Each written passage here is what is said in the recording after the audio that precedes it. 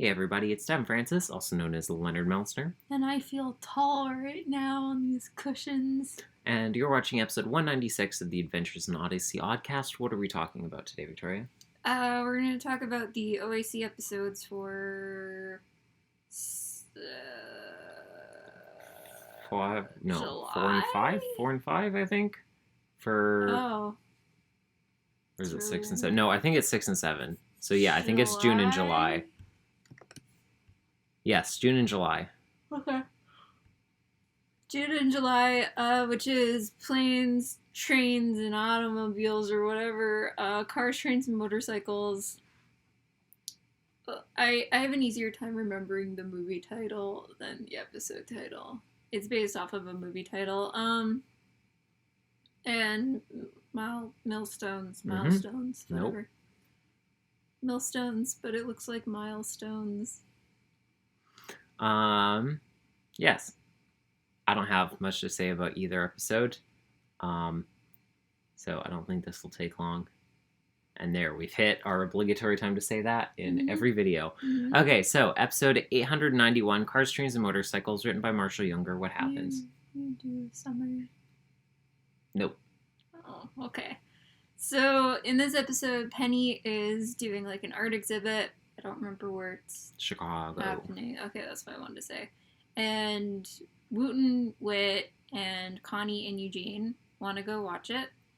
And they want to get there early enough that they can both see the exhibit and hang out with Penny and have dinner with Penny before they have to go back. Whit just got like a tooth pulled or something like that, or like a root canal Something or like something. that, yeah. So like some dental work done. So he's on like heavy anesthesia or whatever, and he's just loopy for pretty much the whole episode. Wooten is just being his normal self. Eugene and Connie are fighting for the whole time because Eugene set Connie up on a date with someone in one of his classes, and he was a class A jerk, so Connie's very upset about it. And then lots of other just stuff they fight about along the episode, and Connie thinking that Eugene has low expectations of who she should be in a relationship with and stuff. Which is definitely not true. And so, like, they take Miss Randall's car. Miss Randolph's car, which, like, breaks down because it doesn't have enough gas. They accidentally lose track of each other in, like, subway cars. Whit meets a dope guy with tattoos of not revelations on his arms.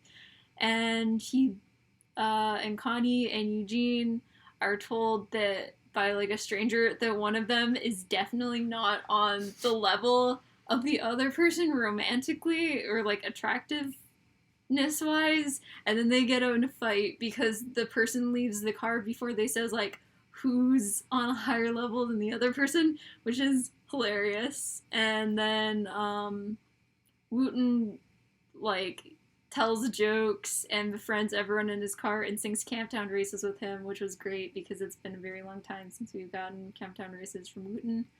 And then they make it to Penny's exhibit, but they kind of lose Whit in the car, and then they have to track him down.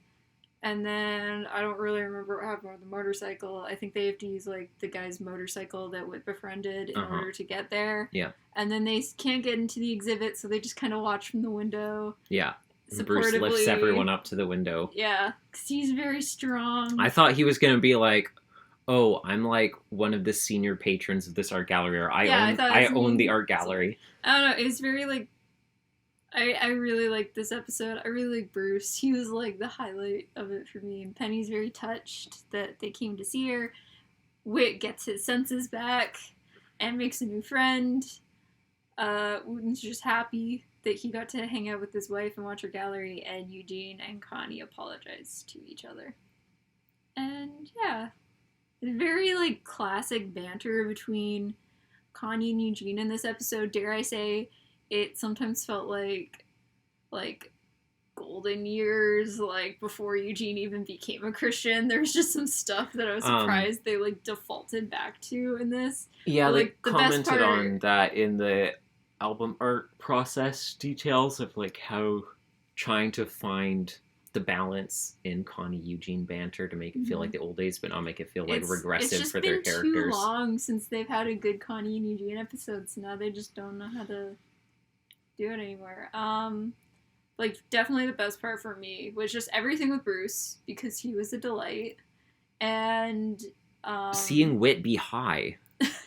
That's the content I've been waiting for these last 30 odd years. Like, I'm just gonna hang out in this tanning bed, and they're like, that's the glove compartment. He's like, I can fit my face inside. Is seeing what is Whit like when he's stoned. And that was very good content to get. I really liked, I think I expected, like, more from the Kanye and Eugene stuff in this episode. I don't really know what, but the most enjoyment I got out of it was when they said how much they care about each other at the end, because that was sweet. And then also, the lady, like I said before, just saying, like, one of you two is definitely not on the same level as the other person. They're like, wait, which one? And then she left the car. And, okay, yeah, which one do you think? I mean, I think she means Connie, obviously, but, like... Connie's better than Eugene. Yeah. I disagree. I thought she meant Eugene is better than Connie. Because everyone always hits on Eugene all the time. That's true. I definitely would not want to go to a relationship counselor who tells prospective clients that they're out of each other's leagues. Yeah. I was like, ma'am, I'm not going to tell you how to run your business, but like... No, I think it's because they, like, clearly weren't clients. But, yeah, you shouldn't tell. It's still bad, like, especially business. Instead of, like, offering some quick advice, which she could have done, she's like, nah, you ain't paying me. I want you to actively break up with each other so you will pay me to get you back together. I can't believe that Eugene would set Connie up with one of his students. Like, that seems... Yeah. That seems unethical, first off. It felt weird. It seems very poor decision-making, just, like, kind of as a rule. I feel like that isn't really something Eugene would do in general. Yeah. The only way I can imagine it is if Connie was just complaining about being single, and then Eugene was just like, trying to shut her up about it. Single. Yeah, you just wanted her to just, he was trying to make a point. Quiet. And he was just like, oh, there's this guy in my class who's single and shallow, and you're single and shallow. How would I put you together? I was like, Eugene, stop being mean to Connie. So, like you said, it's Mrs. Randolph's car, so it's good to know that she's still alive and kicking. Yeah, she must be pretty up there at this point, age-wise. Not older than Whit, probably. So, the episode generally, I mean, the theme, I would say, is at least partially about, like, the fact that they felt bad when they got there, because they were like, oh, Penny, we wanted to come and do all these things for you, and showing, like, well, it's the effort that you all went through trying to get all this stuff done because you wanted to support me, and that means a lot. But also, like, you know, how plans go awry, and how when we get into tense situations, such as traveling basically always is for people, that it can get emotions high and we can get bickery among each other. I mean, the thing with traveling is you're trapped in an enclosed space with someone for a very long amount of time, and if it's someone, like, you don't get along with or you're mad at for some reason, like Connie and Eugene were, then it's just, like, gonna be really... Well, I don't think it's just the enclosed space. There's a difference between being stuck in your home for a set amount of time and being stuck in a car with someone for a different amount of time, because it's not just about, like, we are here together, but it's also, like, we have a goal that we're trying to accomplish in a set amount of time, and there's a lot of factors in play in terms of, like, how's the transportation going, and if we get lost or, like, running out of food, and, like, maintenance problems with, like, what kind of vehicle we're in. There's so many more variables that can go wrong, and you have, like, much more of a set time limit than if you're just, like... Yeah, if you miss a pass, then exactly. you're upset. Then compared to, like, you know, we're trapped at home together in a single room all day or something like that. Like, it doesn't quite analog the same. The travel part of it specifically... I mean, also, like, you can't leave the area at all when you're in a car. If you're, like, in a house with someone or you're in a room, you can probably, like, go outside or something. Well, I'm saying trapped is in... the car, you're gonna die. I'm presupposing that you have to stay in the same room still, even when you're at home. Like, even if you're trapped in the same amount of space, but you're just, like, at your house... It's not the same amount of stress as if you're traveling somewhere, and this is like a time-sensitive portion of moving on to another thing that you presumably had to take time off work for, or you paid extra money to and stuff like that. More awkward to ignore. The stakes are very high. I guess you can pretend to be asleep. That's what I do when I don't want to. The stakes are very high when you're traveling for stuff, and that's why it's such a stressful experience. Yeah. Being late for something at home usually doesn't carry as much kind of weight as like missing a flight because your car got there late. And there's so many factors you can't control, like traffic and engine issues and like detours in construction, or like black ice on the road, a pass is closed. You and Dad got trapped in Vancouver. Well, I already said inclement weather. Yeah. Yeah, so it's a stressful time, and we all handle it differently.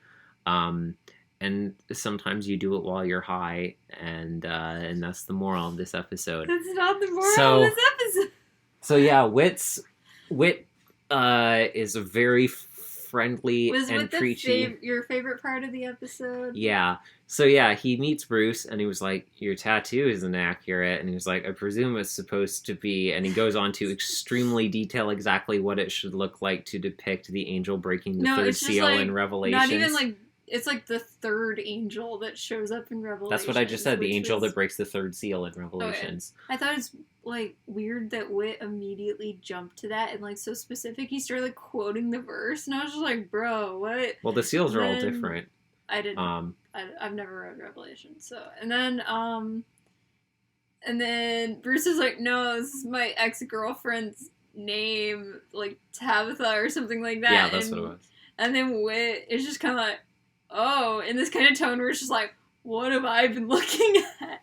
And then Will was looking at a Rorschach tattoo. Yeah, and then Bruce is just like, "I'm so lonely," and which is like, even when you're lonely, if you're me, you're never alone. And then he's like, "'Cause I have good friends and family," and I'm like, "What about your family, Whit?" And then he's like, "And God." And then he talks to Bruce, and then Bruce shows up again later, and I was just like, yes, Bruce. I love it when there's characters and things that, like, look all hard and they're I'm, like, such a sucker for that. And you put a soft character with them, and you're like, oh no, they're going to do something terrible, and then you cut back to them, and they're like making friendship bracelets, and I'm just so soft, and it's like Paddington logic for me. Where it's just like you have a bunch of characters and you're like, oh no, they're gonna be mean, and then they're just all so soft together. I mean, I love it. Go watch the Paddington movies; they're on Netflix, and I love them. Yeah, I mean, it's a very common trope, but it's one of those ones that's like you love to see it every time. It's so good every time because I'm just like so tired of people stereotyping other people like piercings and tattoos and like something that might make them seem edgy. Mm-hmm. Like just because they have that doesn't mean they're edgy necessarily. They might be a little edgy, but like you're edgy and you have piercings and tattoos. Like I'm edgy? Yeah. Okay. Like I did get a lot of looks when I got this. It's now been a little over a year since I got this. And I was talking like an hour ago about people's reactions when I got it and how they were upset. So, everyone gets off the train and they're like, we only have to walk like 8 or 12 blocks or something to the gallery, so we're just gonna have to run there. But Whit doesn't get off the train. Yeah. And so then Bruce is like, I could take you off on my motorcycle. And he's like, is that going to be okay with you? Or are you going to die because of how old you are? It was so good. Whit's like, don't be silly. I used to drive motorcycles blindfolded when I was 12, probably with both hands tied behind my back. I jumped out of airplanes on like an hourly basis. Yeah. Was like, do you have another motorcycle so I can like race you and do a wheelie the whole way there? So they arrive there and the exhibit's closed because they were late. And then Bruce is like, I will piggyback everyone so they can look through the window. Yeah, he's very large, very swole. And the bit of the scene is that, you know, he, as everyone else arrives, he knows who everyone is already. And he starts like laughing out like, oh, that's so you, Eugene. So, I love that. You're like, Eugene and Connie, you two need to stop fighting. Like, who is this man? I love Bruce. I need more Bruce content in Odyssey. We'll never get it, but he's very good. And then the video doc was mostly just about road trips and what do kids do on road trips and bring for food on road trips and stuff like that. All right. Yeah. What was the charity? Not one. Not okay. What do you think? I thought it was like overall pretty okay. Yeah, it had a very nice classic feel. Like I think I had too high of expectations for it because of the title. Because I figured out from the title that it was going to be like a Connie Eugene episode, so I just expected more Connie and Eugene in the episode, and more just like banter. And I pretty much just got more arguing. Like some of the things they said to each other, I was like, that was unexpectedly actually really mean. And yeah, also I was cleaning my room at the time I listened to it for the first time, so I wasn't especially in a good mood because I don't like cleaning my room. And so then I was just kind of like, I am 8. And yeah, so. What was that? Well, the computer's not plugged in, so it fell asleep. Oh, okay. Yeah. I did. The episode, like, it felt very classic, and there's, like, we have just four chorused characters. Or 4 Greek chorus characters. Yeah, just, like, hanging out and doing shenanigans together with only, like, a couple extremely minor side characters apart from that. And just interacting with each other in general while trying to do a thing and not needing like a whole ton of moral depth to it per se. And it's more just about like the interactions that we have along the way and looking at not like, oh, there has to be an extremely specific pattern to the way that everyone is having their stories, but just kind of like look at how putting people through this situation affects people differently and just something kind of as broad in general as that, and then just enjoying how those interactions play out and cross with each other. So it's like, it's just a nice, pretty simple premise. Yeah, I don't really have a whole lot to say about this episode either, honestly. It was nice that we actually got Penny at the end, because I started thinking like we wouldn't get her at all. Yeah, well, I mean, she didn't appear vocally, but she was on the phone inaudibly. We got her in spirit. I couldn't remember if she actually showed up. No, it's just those 4 characters. Okay. And Bruce. Well, and those 4 main recurring characters. I'm gonna give it a 3, I guess. I was gonna say 4.3 out of 5. It was just like lighthearted, enjoyable romp. Oh, also that guy that Connie went on a date with. Wow, he sucks in every possible way. Just like the crouton thing, and then just like stealing food from the restaurant. I was so upset. I was just like, if that was my date, a negative tip. Out. I forgot about that part. I would walk out, and then I would also like tip the waitress on my way out. Yeah. Like, holy. Yeah, I definitely would have left more money behind as well. I always really like that thing that like Babs said in Always Open about like you can judge your date if you go to a restaurant by the way they treat like the service on your first date. Because like that's a really good point, honestly. And yeah, whatever you did for the least of these, you did for me. My respect definitely goes down a lot for people when they're like rude to service workers. Because service workers are already having an awful time as is most of the time. You don't need even when to it's make not it, 2020. You don't need to make it any worse by being mean to them. They're just doing their job. Most of the things that people complain about, they don't have any control over. Yeah. So, yeah, be nice to service workers. And that's the moral of the episode. Yeah. Do you have anything else to say about it? No, not really. I don't either. Yeah, short one. Yeah, so it was going to be short. So now let's talk about Millstones. So episode 892, Millstones, written by Phil Lawler. What happens in this one? So we finally got the green light on being allowed to talk about Pamela. I don't know about you, I was very excited. My jaw dropped and was fully dropped for like that entire first scene, basically. This episode was the absolute trifecta of most unexpected callbacks by having the return, not just in reference, but in voice of Pamela, of Maisie, and of Dr. Astan Lieberness. And Wootonia. Wootonia. Yeah, well, I mean, he's kind of a package deal. Yeah. I mean, I could see them bringing him back without Wootonia.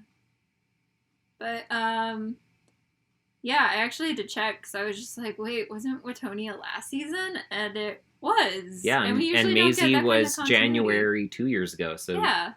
I didn't even, realize that was Maisie at first. We had a conversation about that off Maisie camera. was 2.5 years prior. Mm-hmm. And,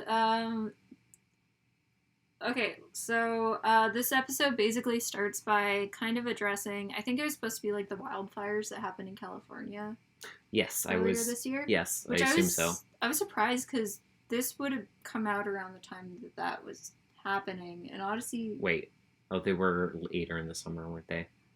I was thinking of there was a ton of wildfires in Australia in January of this year. But California was later on. Yeah. In the year. Which I was really surprised because Odyssey is usually not that I mean, it could be a coincidence. There are wildfires every summer. Political stuff, I know, but yeah. It was pretty timely. And so Connie wants to raise money to help support Pamela because her house was destroyed in the California wildfires. And Connie gets upset as she realizes throughout the episode that not many people have actually given money to Pam. And I think the fact that, Pam had a really rough go, only makes Connie want to help her even more and more upset when people don't help her. Mm-hmm. I was just so happy that Pamela showed up. I didn't expect her to show up in person. Pamela is... I actually did check immediately, as the episode was going, if it was the same voice actress. I don't know if you did. I don't think I needed to. Okay. What do you think? I think it was. It was not. Oh, it wasn't? Okay. No, it wasn't. I mean, honestly, I wasn't listening. It sounded similar. It was very similar, but it was not the same voice actress. I'm wondering It would be quite a pull if it was, because that was... Yeah. A lot of years ago. It was. I'm wondering if Pamela's won the award, stolen it away from... I don't know who she would have stolen. Probably. From Tom's sister, I guess. For, longest since they appeared again. Yeah, well, she would have, because she appeared before Tom's sister did. I mean, I don't remember exactly when Pamela Has a Problem. Because that's came out, a golden episode. It's in the lost episodes, but it wouldn't have been super late after that, and Legacy was a couple 10 albums ago. Oh, it feels less. Probably, well, let's see. Let's put on a show. Was album 8 albums ago. Yeah. Okay. So, yeah, I was just really happy that she showed up because, they didn't really address, her past or anything. It was kind of This is my friend from California. Yeah. Which is all it needs to be. Yeah, but it was just nice that it was, Pamela of all characters because she's, kind of such a taboo subject in Odyssey history because of her episode. And I mean, it's not her only appearance. She was also in Connie. Yeah, but... Oh, I never thought about that. I forgot she was in that episode, too. Yeah. But still, there's kind of just, this... Yeah. Yeah. But I was really glad that they're just Pamela's allowed to come back, and it made me happy, because I really like Pamela. She's a sweetheart. Like how you said they didn't address it as if Connie would be hey, this is my friend Pamela. No. She got knocked up when she was 16. No, I didn't think they would, but in case anyone in this Bible study was curious. Just a line about how Pamela's had a rough life or something like that, and not saying what happened, but you know what I mean. Uh-huh.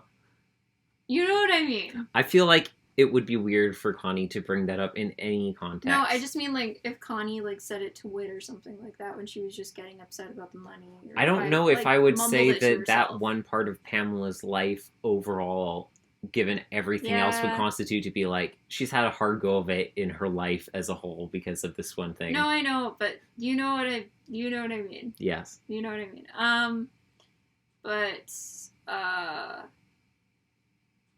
what was I gonna say? Because Pamela is a pastor's kid, right? Yes. Yeah, so when Connie was just like, yeah, I'm gonna get, like, all this money literally any way possible, the ends justify the means, I was thinking, like, girl, Pamela's not gonna be happy. And sure enough, she shows up later in the episode and she's like, what are you doing? I'm not taking this money. And so Connie basically realizes not a lot of people are giving her money. Jay shows up. They mention his tab from several past episodes that's been brought up. And there's also some Jay gallivanting in bushes in this episode. Obligatorily. And so then Jay's like, if you erase my tab, then I will get you money, no questions asked. And then Connie's like, okay, I guess, because I want the money. And then he basically... I don't think he was quite as sus about it. As No, he wasn't. But he basically, like, blackmails all these kids at his school to give them money, and then Wilson finds out, and then Wilson, like, confronts him and confronts Connie, and then calls Pamela, and then there's, like, a scene in Whit's office. And Jay's kind enough to tell all of the kids that he's doing this to get the money to Connie. Yeah, and then Whit confronts Connie about, like, erasing Jay's tab, and then she's like, you just give free stuff to kids all the time, and I do too. And he's like, yeah, when I let you. And then you just erase this giant tab, and I never said you could do that. That's and she's just hundreds kinda, of like, thousands of dollars, Connie. Awkwardly standing there, and she's just like, oh. And honestly, he was totally right in that scene. I was on Whit's side there, but I also get where Connie was coming from. She shouldn't have done it, though, without asking. Yeah. Like, she has a lot of, like, pull at Whit's end, but at the end of the day, she's not the owner, and it's not her money. Correct. And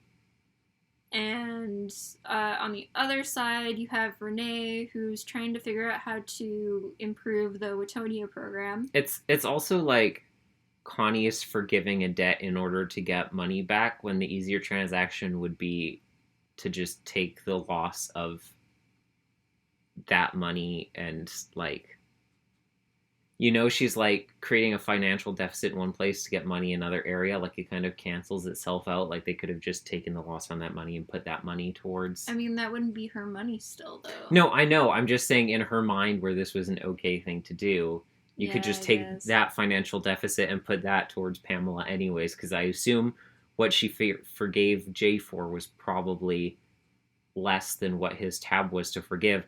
Otherwise, Jay could have simply blackmailed the kids for money and kept it for himself and used it to pay off the tab, and he'd have leftover money. Mm-hmm. You know, Jay probably didn't think of that, honestly, even if there was a money difference. He's smart, but he's not, like, that smart in all these kinds of situations. Even though his parents are literally rocket scientists, Jay could literally be Kim Possible if he wanted to be. He literally is. And he's literally Kim Possible, and I think about that every day. Dude, Jay with a naked mole rat just makes Jim sense and Tim, as a pet, doesn't it? Even though that was Ron's pet, hiding in the bushes. Maybe Jay is Rufus. So Renee is trying to, like, improve the Wittonia program, and then how did she approach the topic of... Whit said that he was trying to help her, like, learn about how to make moral decision making, and I believe she wanted... but wasn't she, like, wanted that because she wanted that I think for her so, characters? yeah. She wanted to learn how to program better, so it's like, here, I'll be cheaty, and I'll teach you about some, like, you know, ethical philosophy and stuff. It was kind of good placey, which I say about literally everything that has to do with, like, philosophy or existential stuff anymore. Mm-hmm. Just because I've learned that, like, whenever I see that stuff in media now, it makes me think of The Good Place, and then I'm like, oh, The Good Place, I miss it. Like, when I was watching Soul 2 days ago, and I was like, oh, The Good Place. Well, that's kind of understandable. Yeah. I feel like Soul's a good thing to recommend people if they're, like, sad about The Good Place being over. They just had a lot of similar vibes. So Whit gives Renee some programs in the Room of Consequence. Yay, my favorite place. And so the first one is Renee. And then Professor Lieberness runs in. And he's like, Renee, you've got to hide me. And she was just like, you screwed me over. I don't care if people are hunting you down. He's like, people are hunting me down. And she's like, good. And then people run in. And then she's like, he's over here, boys. And they drag him away kicking and screaming. And she's just like, haha, loser. And then they take him. And he's like, they're gonna kill me or whatever. And she's like, I really don't care. And then it does another scenario where all of a sudden she's like, in the past, in Germany, and Dr. Lieberness is like, I'm Jewish, please hide me. And then she hides him, and then a Nazi comes to the door, and she's like, I've never heard of a Dr. Lieberness in my life. And the Nazi's like, okay, goodbye, and then leaves. And then the program ends.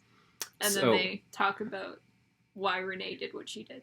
That's my least favorite part of the episode, because taking a character whose name is Dr. Satan Sin Rebel and being like, this character is Jewish now. I forgot that the most like. Also, we don't know if Dr. Lieberness is actually Jewish. I didn't know. I'm saying, but either way, it's the most like grossly really anti-Semitic thing that the show has ever done. I don't think that was on purpose. I don't think it was on purpose, and I'm not saying it was, but I'm saying based on like historical anti-Semitic dog whistles and like hundreds of years of the church claiming that like Jewish people are the children of Satan and that they're like coming to like kill your children and drink their blood and stuff, that was used to justify Jewish genocide through like the whole Middle Ages and the Renaissance. That taking this character who is supposed to be like, I'm secretly the devil, and then being like, and now imagine if they were Jewish. As soon as I heard that, I was like, that is disgusting. And I genuinely don't think it was on purpose. I don't think it was on purpose at all. But that doesn't take away from the impact of like what Kathy's it does. Episodes a couple albums ago. Sorry? Like that, the Kathy's 3-parter. Like a couple albums ago, about that lady who helped save. What about it? Jewish people from. Yeah, Irena Sendler. What about it? I'm saying like, the bad connotations were not on purpose. No, I'm not saying they're on purpose. Yeah. But I'm saying that when they happen unconsciously, it still has a negative effect. Yeah. So I was not jazzed about that. I think it's just kind of happening. Like trying to go from like just prove an extreme, basically. No, like, I understand. I understand it wasn't on purpose, and I understand that the most like objectively like far end of the spectrum example that you can ever give for a moral situation is throw Nazis into it and make it about the Holocaust. It's like the Poe's law of it's ethical questions. How, like, now whenever you have like a bad guy in anything, they're like a Nazi or like Nazi imagery. Like all the villains in Star Wars, all the villains in Fantastic Beasts are like Nazis, and they always have been in both of those series. Yeah, I know, but man, Fantastic Beasts, Jenny's video where they're like, we're gonna fight Nazis. Oh yeah, they like literally made it about. We are kind of supposed to be Nazi imagery, and also this character who is Jewish is gonna team up with us. And we're just like, oh no, what is this? Well, yeah, it was the same thing as when the MCU is like, oh, the like when they were like the Steve, twins. No. Oh. In the MCU, I'm saying, okay. Not in the comics. When they were like, oh, Wanda and Pietro volunteered to have Hydra experiment on them, and people were like, don't you think it's kind of like really bad to take Jewish characters and have them decide to volunteer with a Nazi organization to do superpower experiments? If someone really wanted to argue that, which I'm not saying I'm for, they could argue the fact that like they don't know they're Magneto's kids in the MCU, so they might not know they're Jewish, but it's still not good. But also they might not know that they should know. Yeah. They might not know it's Hydra. Anyways, the point is that part annoyed me, but apart from it, it was like very understandable about why Whit would set up the situation this way and be like, just because you don't like someone doesn't mean that you should be okay with like random mercenaries coming in to assassinate them and being also, like, I don't know that's where they are. Yeah, I get them. Whenever a series, I'm like, just takes a moment to say like, hey, screw Nazis. I'm always like, yeah, screw Nazis. Yeah. Yeah, and then we saw that the person that Jay was extorting from in the moment that he was caught by Wilson was Maisie. Was the little cake girl. Yes. Wants to bake a birthday cake. Yeah, so that was... Maisie. That was... Crazy, do the cooking by the book. You know you can't be lazy. Never use a messy recipe. Break it down. Yeah. A classic Maisie song. From the classic show, Maisie Town. Yeah.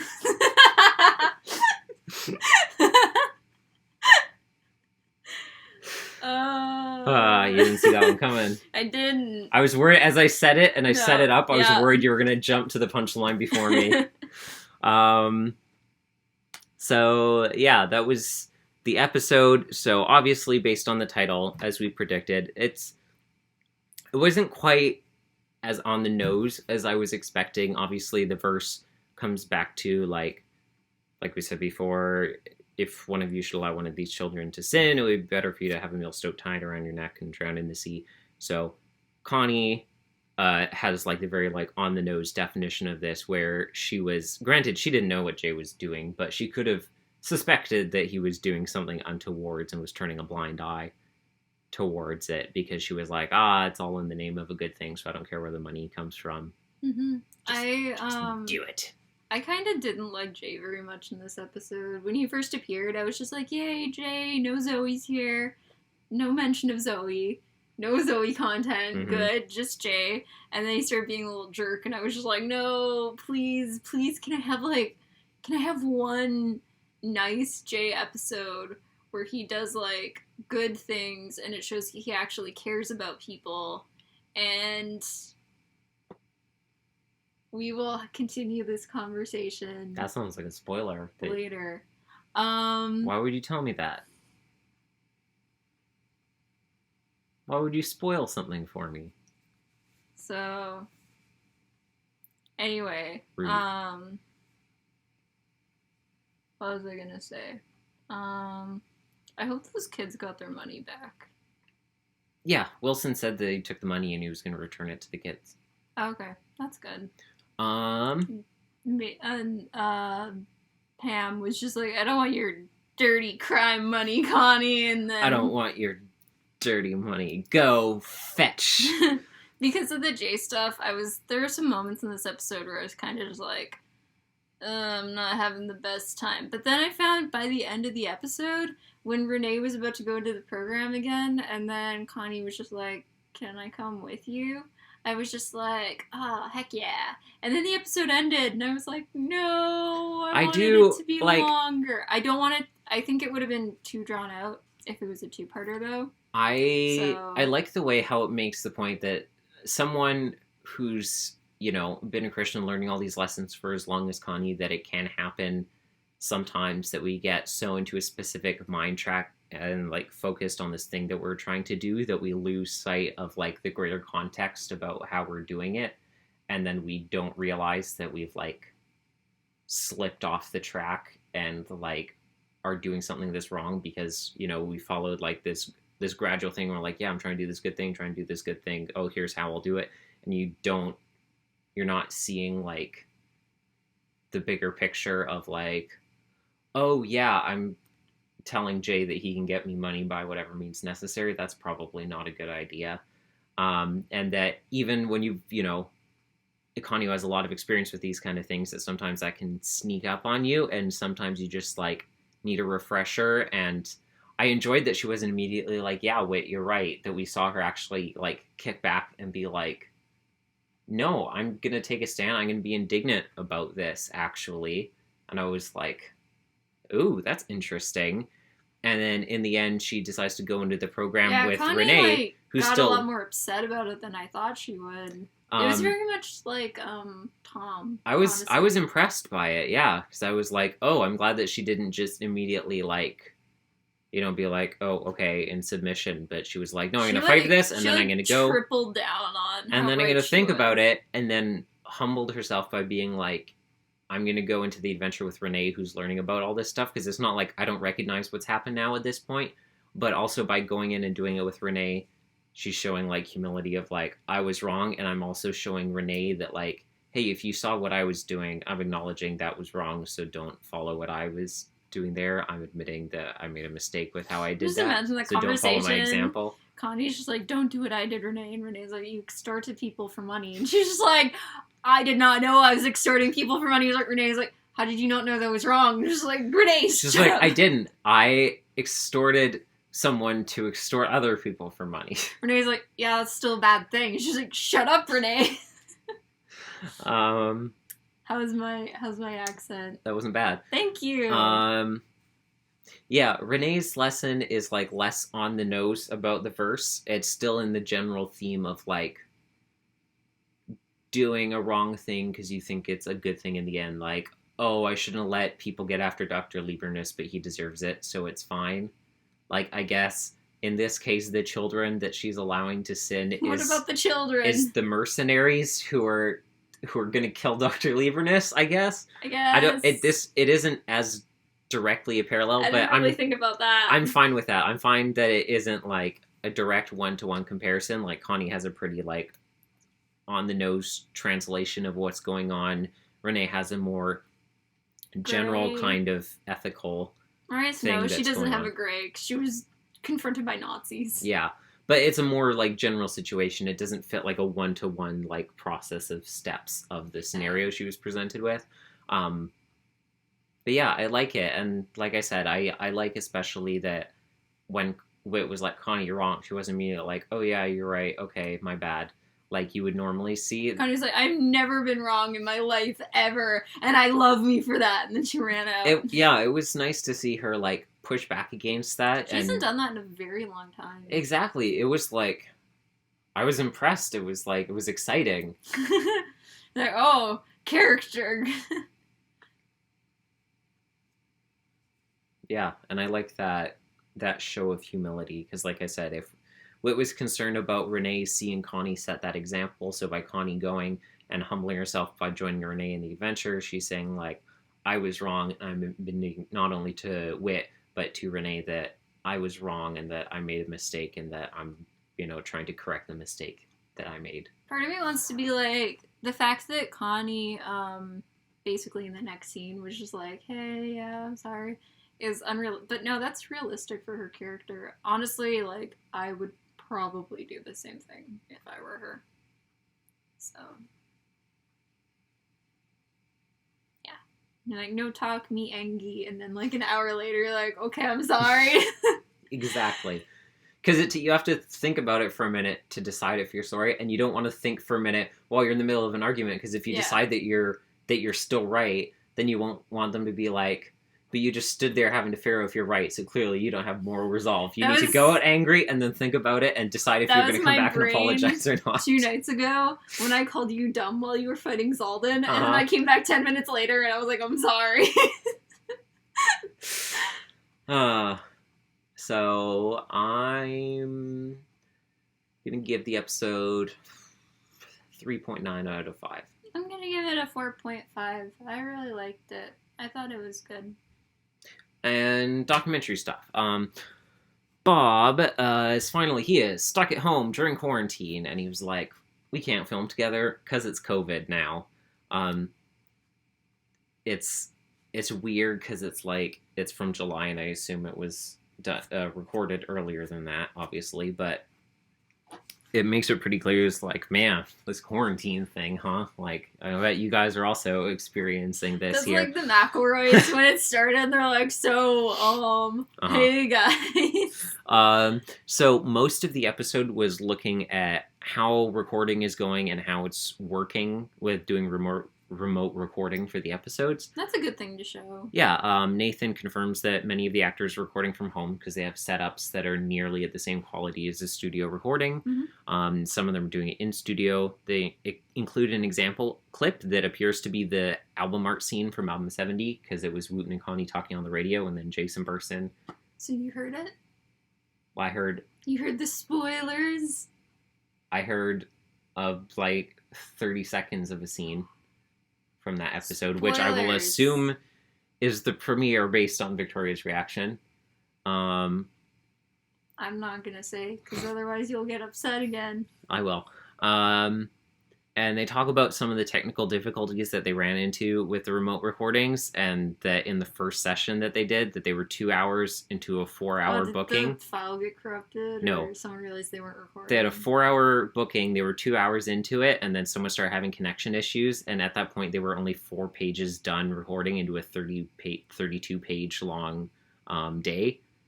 Wait, it took them 2 hours to do 4 pages? Well, I assume they had to do a whole lot of setup and, like, correcting, like, mic placement and EQing and room tone and stuff like that. I assume took a lot of time at the beginning. And then you have the extra time of delay of when you're doing, like, line readbacks and, like, waiting in between recording lines and stuff. They were... No. They're like, it took us a really long time, and then someone had connectivity someone's issues. internet went out. And then they're just like, they say like a name or something like that. No, so yeah, 2 out of 4 hours in, and they'd only done 4 pages out of 32.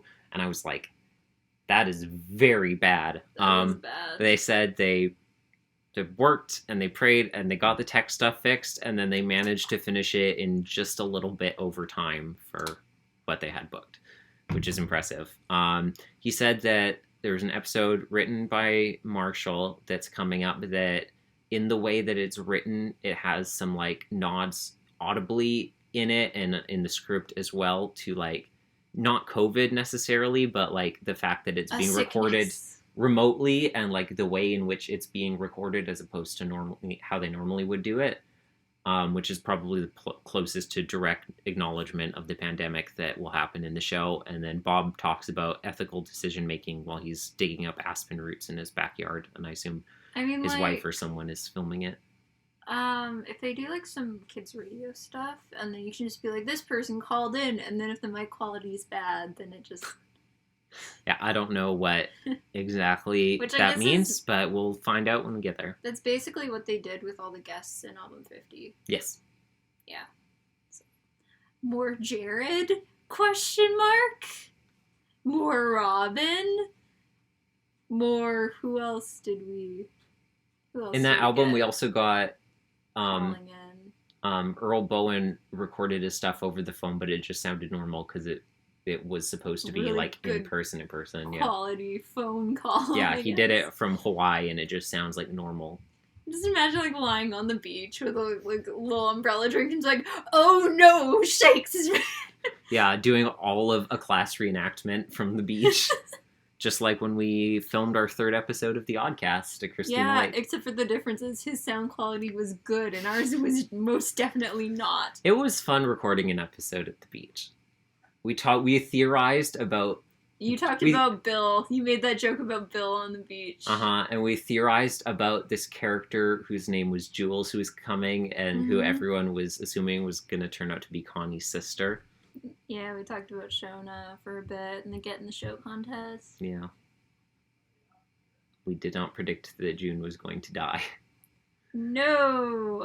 Who was the other person who won the Get in the Show contest? What was Daryl? They had like 2 lines in the cruise ship live show. Oh, right. Yeah. Yeah. It was... Shona really, like, got Charlie Bucket's golden ticket, didn't she? She really, really, really did. Yeah. Like, and I always think about how, like, the next winner was like, I got 2 lines in an episode which doesn't have a title or a number. And isn't gonna be, like, in an album. And then you have Shona, who we were all who's now crazy a main character of the show. Because you're like, that's so crazy that, like, Shona's become a sibling of a main character. Little did we realize Shona would also become a main character herself later on and be, like, in the bulk of the album episodes because she's too important to be in the OAC. If I was the person who won the second Get in the Show contest, I would be very salty about it. You're like, no, I remember us joking about that. We're like, oh, we need new siblings. Connie gets a brother now, or like Eugene gets another little brother. Like this Whit gets a very, Everett. very, very young brother. But yeah. Yeah, so that's Millstones. Mm-hmm. So, what are we talking about next time? Album 70? Yes. Yay! Talking about them first 2 episodes. Yep, I need to listen to the second episode. And I need to listen to both of the first 2 episodes. So that's what we're going to be talking about next time. Until then... You're sleepy. Until then, he's sleepy. And you're... also sleepy. Thank you for joining us on our side of the YouTube. This has been episode 196 of the Adventures in Odyssey Oddcast. There's so many. Dude, that's so many. It is a lot. That's too many. One might know. Well, thank you for joining us on the last episode of the Oddcast. Surprise! Surprise! You chumps thought we were going to talk about album 70? No, we're and not. We never will. We never will. How funny would it be if we just skipped album 70 and we went to album 71, like how the McElroys just skipped episode 420 and never went back to it? That would be good. All right, goodbye. Bye.